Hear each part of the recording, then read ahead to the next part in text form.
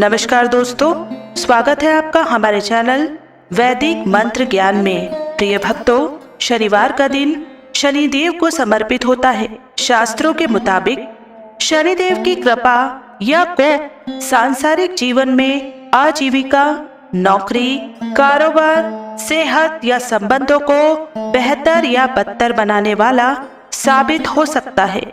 ज्योतिष शास्त्रों में भी किसी व्यक्ति की कुंडली में शनि की कमजोरी, दरिद्रता, अभाव या पीड़ा देने वाली मानी गई है। शनि के ऐसे अशुभ प्रभावों व नतीजों से बचने के लिए शास्त्रों में शनि पूजा, व्रत और मंत्र जप द्वारा शनि उपासना का महत्व बताया गया है। इसी कड़ी में हर शनि पूजा के अंत में एक संकट मोचक शनि मंत्र को बोलना तमाम परेशानियों व दुखों से मुक्ति की कामना को जल्द सिद्ध करने वाला माना गया है। शास्त्रों में कर भला सो हो भला ऐसा ही भावनाओं को अपनाने के लिए परोपकार, भलाई, सेवा व सहायता को हर इंसान के लिए जरूरी बताया गया है। ऐसी भावनाएं ही इंसान के लिए सुखी, शांत और स्वस्थ जीवन जीना आसान बनाती है। प्रति शनिवार श्री शनिदेव के इन विशेष मंत्रों का जाप से यश, सुख, समृद्धि, कीर्ति, पराक्रम, वैभव, सफलता और अपार धन धान्य के साथ ही साथ आपके पुत्र की प्रगति के द्वार खुल जाएंगे। बस आपको हमारे बताए गए मंत्रों का जाप पूरा 108 बार करना है। आप इस मंत्र का 108 बार जाप करते हैं तो भगवान शनिदेव आप पर अपनी कृपा दृष्टि बरसाते रहेंगे और आपके सभी बिगड़ते हुए कार्य आसानी से बनने लग जाएंगे। साथ ही धन का ऐसा भंडार लगेगा कि शनिदेव की कृपा से कभी भी समाप्त नहीं होगा। बस आपको इस मंत्र का 108 बार जाप करना है। अगर आप किसी कारणवश मंत्र का जाप करने में असमर्थ हैं तो आप इस मंत्र को घर या दुकान में मोबाइल फोन में चलाकर 108 बार जाप या श्रवण करें। साथ ही प्रिय भक्तों, यदि आप शनिदेव का आशीर्वाद अपने ऊपर और अपने संपूर्ण परिवार के ऊपर पाना चाहते हैं तो हमारे इस वीडियो को दिल से एक लाइक जरूर करें और हमारे चैनल वैदिक मंत्र ज्ञान को सब्सक्राइब करके कमेंट में जय शनिदेव अवश्य लिखें, जिससे शनिदेव के चरणों में आप सभी भक्तों की हाजिरी जरूर लग जाएगी। तो प्रिय भक्तों, शनिदेव का महामंत्र इस प्रकार है।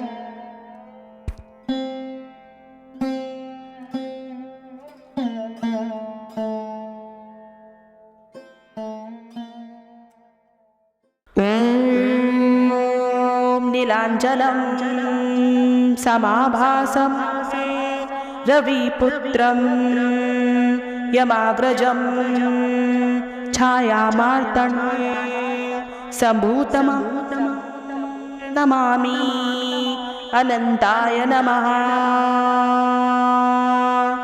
ओम नीलांजलम समाभासम रविपुत्र यमाग्रजम छायामार्तंड संभूतमं नमामि अनंताय नमः।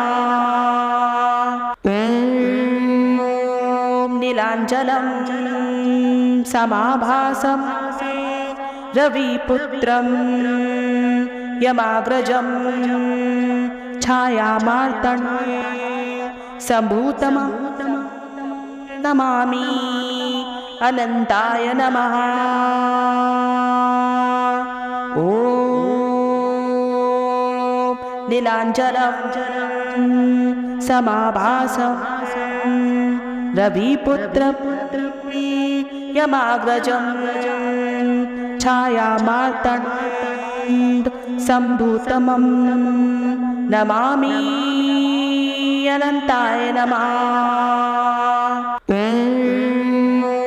ओम नीलांजलम समाभासम रविपुत्रं यमाग्रजं छायामार्तंड संभूतमं नमामि अनंताय नमः।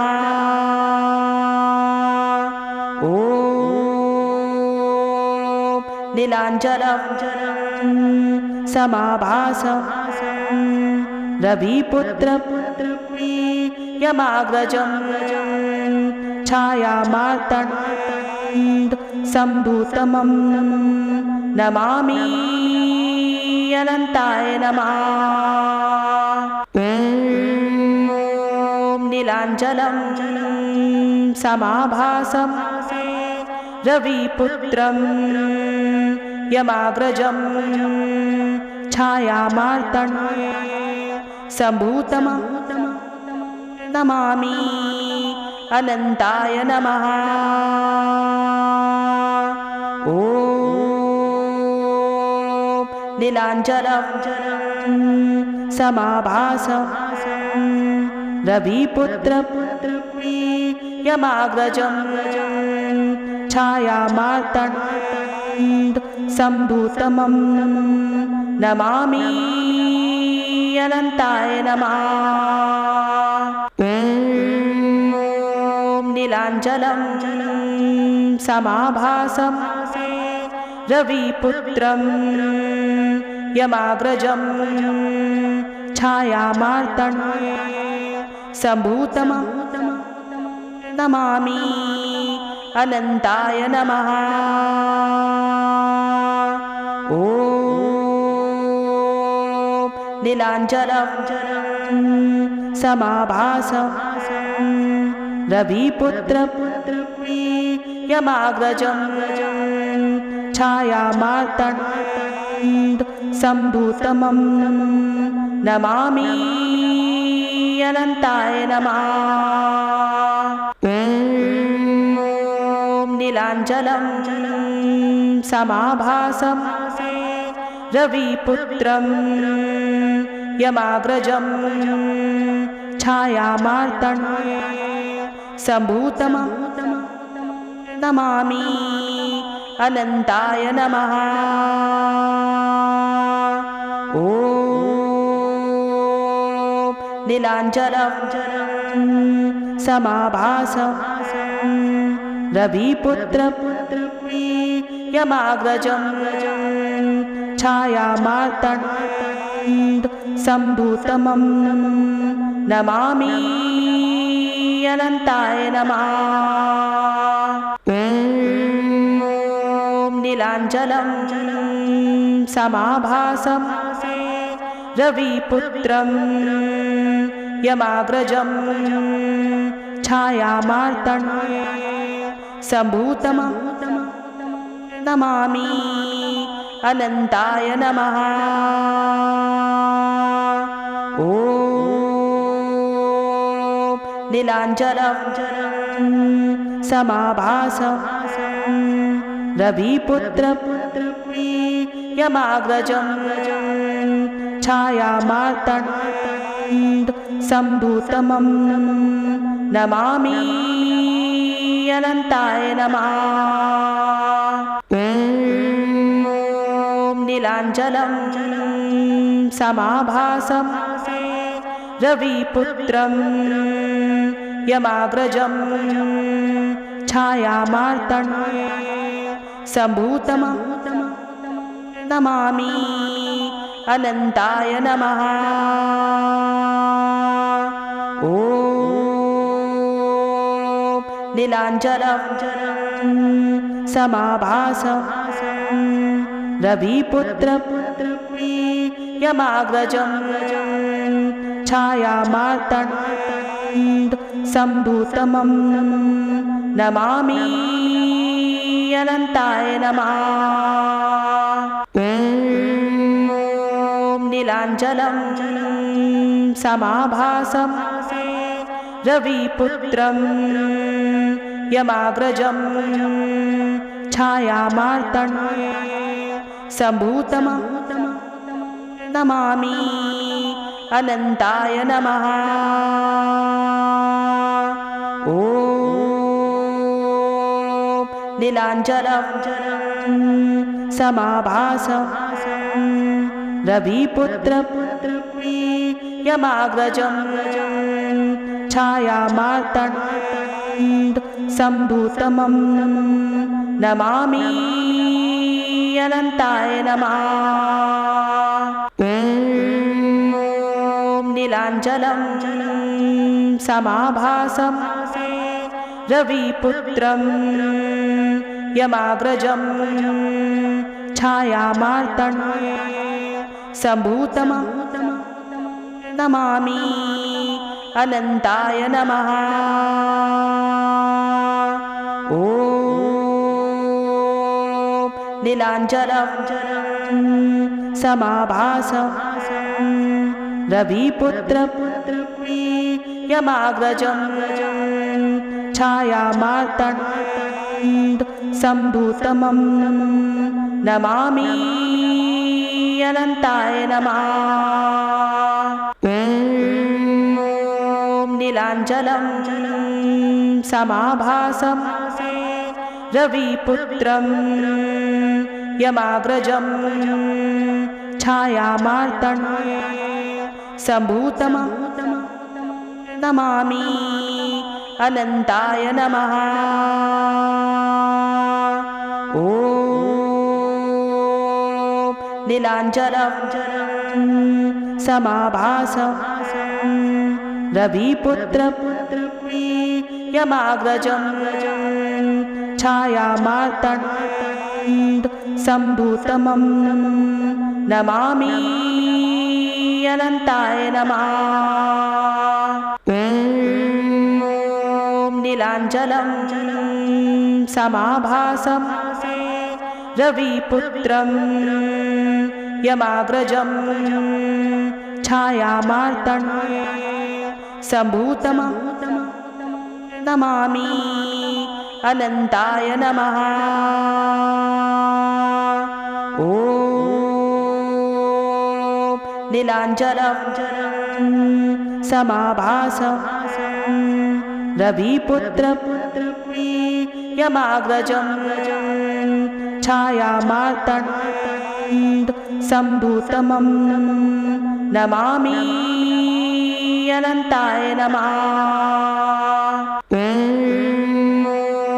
नीलाञ्जनं समाभासं रविपुत्रं यमाग्रजं छायामार्तण्डसम्भूतमं नमामि अनन्ताय नमः। ॐ नीलाञ्जनं समाभासं रविपुत्रं यमाग्रजं छायामार्तण्डसम्भूतमं नमामि अनन्ताय नमः। ॐ नीलाञ्जनं समाभासं रविपुत्रं यमाग्रजं छायामार्तण्डसम्भूतमं नमामि अनन्ताय नमः। ॐ नीलाञ्जनं समाभासं रविपुत्रं यमाग्रजं छायामार्तण्डसम्भूतमं नमामि अनन्ताय नमः।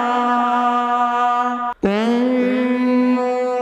नीलाञ्जनं समाभासं रविपुत्रं यमाग्रजं छायामार्तण्डसम्भूतमं नमामि अनन्ताय नमः।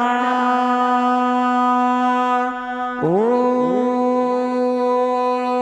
नीलाञ्जनं समाभासं रविपुत्रं यमाग्रजं छायामार्तण्डसम्भूतमं नमामि अनन्ताय नमः।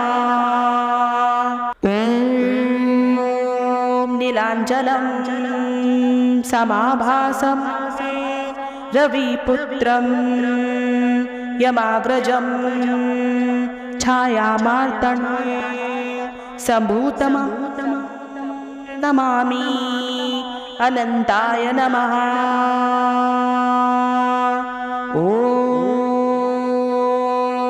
नीलाञ्जनं समाभासं रविपुत्रं यमाग्रजं छायामार्तण्डं सम्भूतं नमामि अनन्ताय नमः।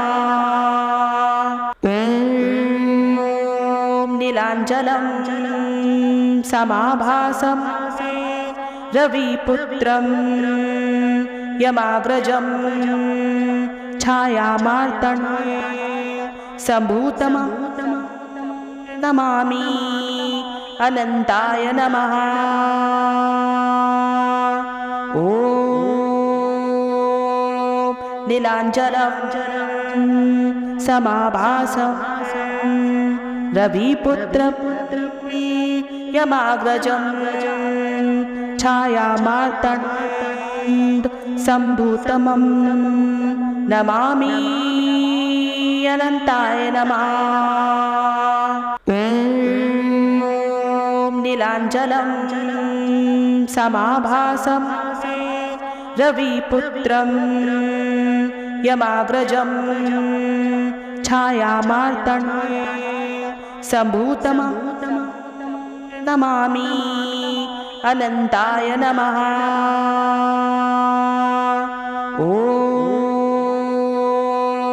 नीलाञ्जनं समाभासं रविपुत्रं यमाग्रजं छायामार्तण्डं सम्भूतं नमामि अनन्ताय नमः। ॐ नीलाञ्जनं समाभासं रविपुत्रं यमाग्रजं छायामार्तण्डं सम्भूतं नमामि अनन्ताय नमः। ॐ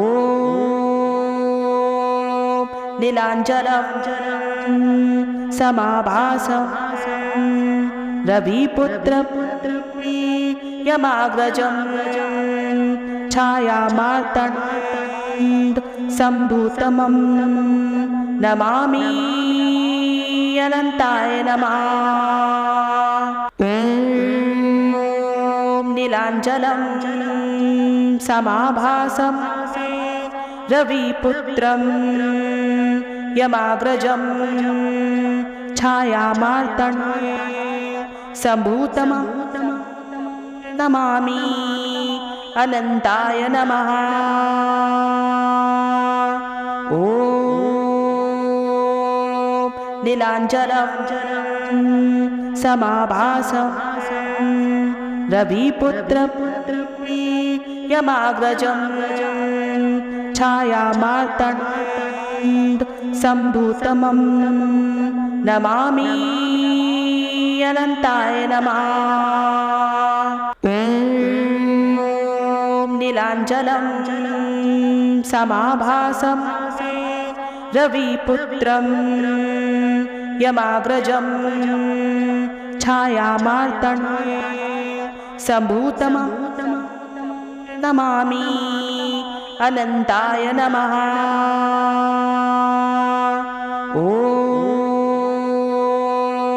नीलाञ्जनं समाभासं रविपुत्रं यमाग्रजं छायामार्तण्डं सम्भूतं नमामि अनन्ताय नमः। ॐ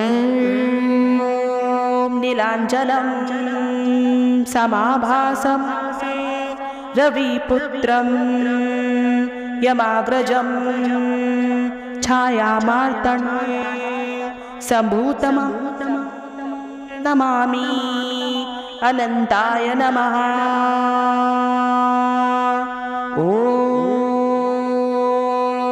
नीलाञ्जलं समाभासं रविपुत्रं यमाग्रजं छायामार्तण्डसम्भूतमं नमामि अनन्ताय नमः।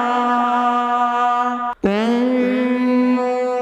नीलाञ्जलं समाभासं रविपुत्रं यमाग्रजं छायामार्तण्डसम्भूतमं नमामि अनन्ताय नमः।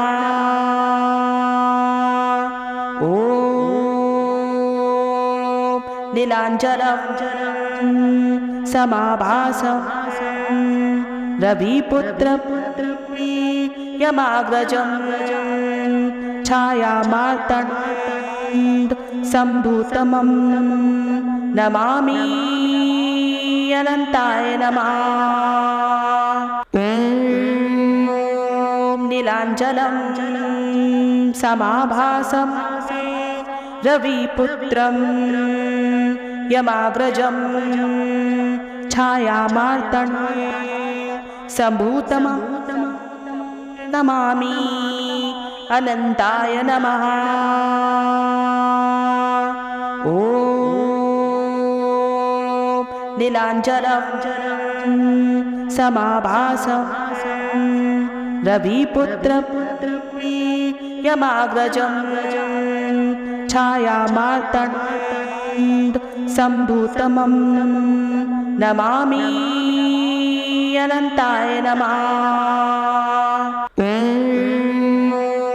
नीलाञ्जलं समाभासं रविपुत्रं यमाग्रजं छायामार्तण्डसम्भूतमं नमामि अनन्ताय नमः। ॐ नीलाञ्जलं समाभासं रविपुत्रं यमाग्रजं छायामार्तण्डसम्भूतमं नमामि अनन्ताय नमः। ॐ नीलाञ्जलं समाभासं रविपुत्रं यमाग्रजं छायामार्तण्डसम्भूतमं नमामि अनन्ताय नमः। ॐ नीलाञ्जलं समाभासं रविपुत्रं यमाग्रजं छायामार्तण्डसम्भूतमं नमामि अनन्ताय नमः। ॐ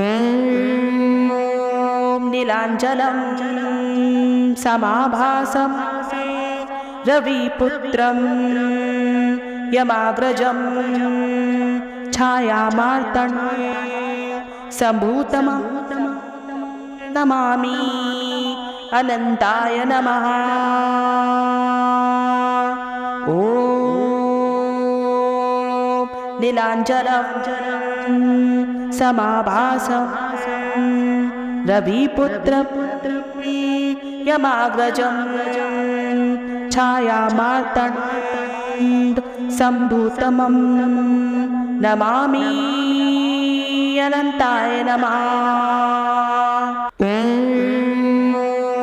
नीलाञ्जलं समाभासं रविपुत्रं यमाग्रजं छायामार्तण्डसम्भूतमं नमामि अनन्ताय नमः। ॐ नीलाञ्जलं समाभासं रविपुत्रं यमाग्रजं छायामार्तण्डसम्भूतमं नमामि अनंताय नमः। ॐ नीलाञ्जनं समाभासं रविपुत्रं यमाग्रजं छायामार्तण्डं सम्भूतमं नमामि अनंताय नमः। ॐ नीलाञ्जनं समाभासं रविपुत्रं यमाग्रजं छायामार्तण्डं सम्भूतमं नमामि अनंताय नमः। ॐ नीलाञ्जनं समाभासं रविपुत्रं यमाग्रजं छायामार्तण्डं सम्भूतमं नमामि अनंताय नमः। ॐ नीलाञ्जनं समाभासं रविपुत्रं यमाग्रजं छायामार्तण्डं सम्भूतमं नमामि अनंताय नमः। ॐ नीलाञ्जनं समाभासं रविपुत्रं यमाग्रजं छायामार्तण्डं सम्भूतमं नमामि अनंताय नमः। ॐ नीलाञ्जनं समाभासं रविपुत्रं यमाग्रजं छायामार्तण्डं सम्भूतमं नमामि अनंताय नमः। ॐ नीलाञ्जनं समाभासं रविपुत्रं यमाग्रजं छायामार्तण्डं सम्भूतमं नमामि अनंताय नमः। ॐ नीलाञ्जनं समाभासं रविपुत्रं यमाग्रजं छायामार्तण्डं सम्भूतमं नमामि अनंताय नमः। ॐ नीलाञ्जनं समाभासं रविपुत्रं यमाग्रजं छायामार्तण्डं सम्भूतमं नमामि अनंताय नमः। ॐ नीलाञ्जनं समाभासं रविपुत्रं यमाग्रजं छायामार्तण्डं सम्भूतमं नमामि अनंताय नमः। ॐ नीलाञ्जनं समाभासं रविपुत्रं यमाग्रजं छायामार्तण्डं सम्भूतमं नमामि अनंताय नमः। ॐ नीलाञ्जनं समाभासं रविपुत्रं यमाग्रजं छायामार्तण्डं सम्भूतमं नमामि अनंताय नमः। ॐ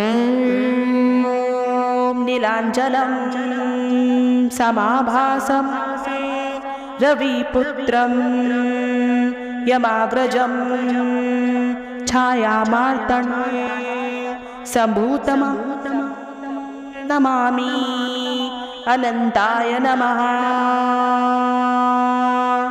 ॐ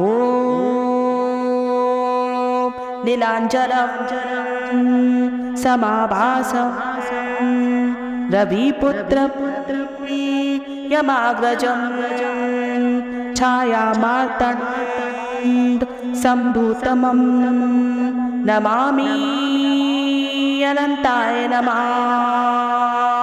ॐ नीलाञ्जनं समाभासं रविपुत्रं यमाग्रजं छायामार्तण्ड सम्भूतमं नमामि अनन्ताय नमः। ॐ नीलाञ्जनं समाभासं रविपुत्रं यमाग्रजं छायामार्तण्ड सम्भूतमं नमामि अनन्ताय नमः। ॐ